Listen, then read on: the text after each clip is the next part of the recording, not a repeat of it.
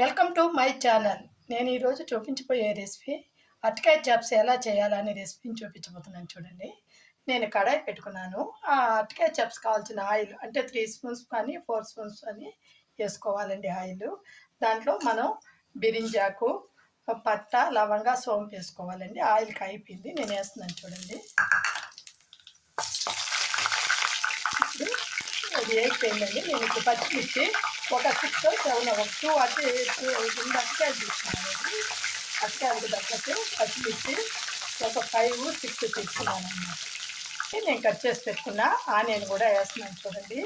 ఈ ఆనియన్ కూడా ఒక 10 మినిట్స్ బాగా వాడాలండి. పెట్టేటప్పుడు కొంచెం ఉప్పు వేసి ఉడకబెట్టానండి.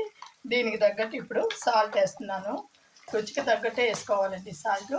ఇది ఒక 10 మినిట్స్ బాగా వేగాలండి ఆనియన్ బాగా వేగిపోయిందండి. ఇప్పుడు నేను కట్ చేసి పెట్టుకున్న టొమాటోస్ వేస్తున్నాను చూడండి. ఇది కూడా బాగా మగ్గాలండి. ఒక 10 మినిట్స్ అయినా బాగా ఇది అవ్వాలన్నమాట. ఒక స్పూను అల్లం తెల్లగడ్డ పేస్ట్ వేస్తున్నాను చూడండి. ఎక్కువ వేస్తే కూడా బాగు. పసుపు పొడి వేస్తున్నాను చూడండి.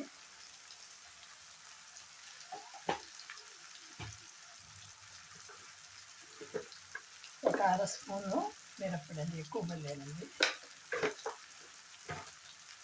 ఇది కూడా ఒక 10 మినిట్స్ బాగా వేగాలండి. బాగా వేగిపోయిందండి. ఇప్పుడు మనము కట్ చేసుకోవాలండి. కట్ చేసుకొని ఒక 10 మినిట్స్ కొంచెం ఉప్పు వేసి ఉడకబెట్టి ఇలా ఇదనాలండి. అప్పుడు ఈ చాప్స్కి బాగా పడుతుందండి. ఉప్పు కట్టి పట్టదు.